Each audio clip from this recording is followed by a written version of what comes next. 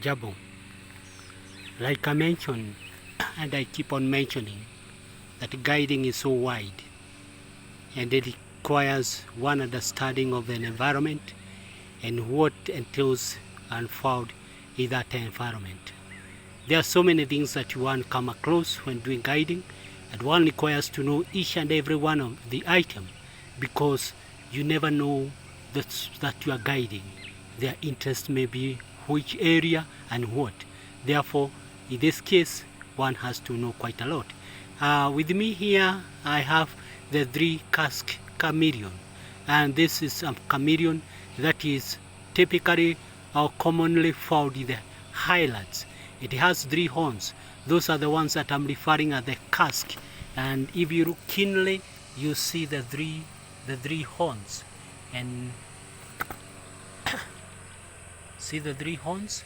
And this kind of chameleon usually found in high altitude areas, and more generally they are reptiles, they are cold-blooded, and they lay eggs. And some, like I mentioned, some of the chameleons have a pouch in their body where they lay eggs. After they laying the eggs, their eggs are fertilized and they are incubated in the female's body or in the mother's body, and they come out when the time of incubation is over. They come out as young ones, and they are born from that pouch, whereby now they start the normal life. The chameleon change their color depending on a number of factors. Number 1, the light intensity.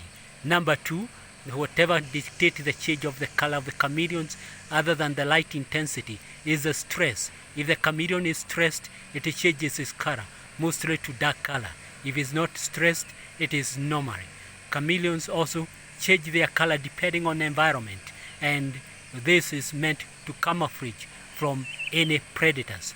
The major predators for these highland chameleons are hornbills, especially the silvery-cheeked hornbill.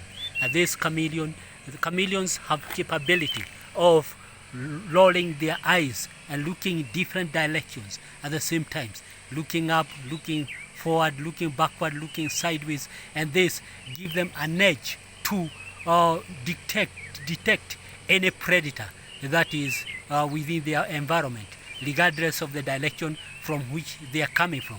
The only disadvantage that chameleons have is the speed. They have very slow, and they move very, very slowly, and that is whatever disadvantage they have. But also, they blend very well with the environment. This one has just fallen from this acacia tree, and you can see the color it's acquiring is like of the acacia tree. This is meant to camouflage. Although it's down here, I've given it peace, and therefore it is moving at its own pace. If I disturb it a little, you will see the reaction. You will see how it will react by moving a bit faster and changing the color, because it becomes a bit stressed.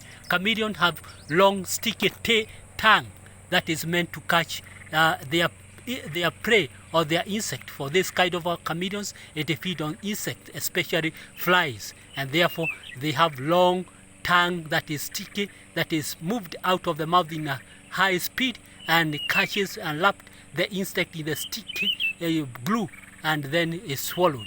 Look at what will happen when I touch it. It is going to change its color and move a little bit faster. Just have a look.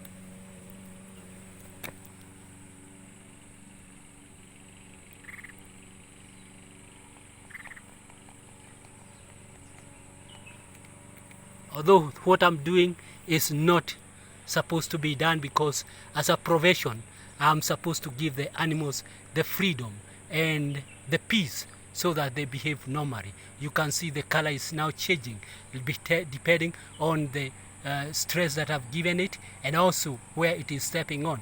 It is in a darker greener environment or the stone, and that is why it's turning or acquiring that kind of color. Let's go continue, and we will see and hear more about this kind of reptiles. Welcome.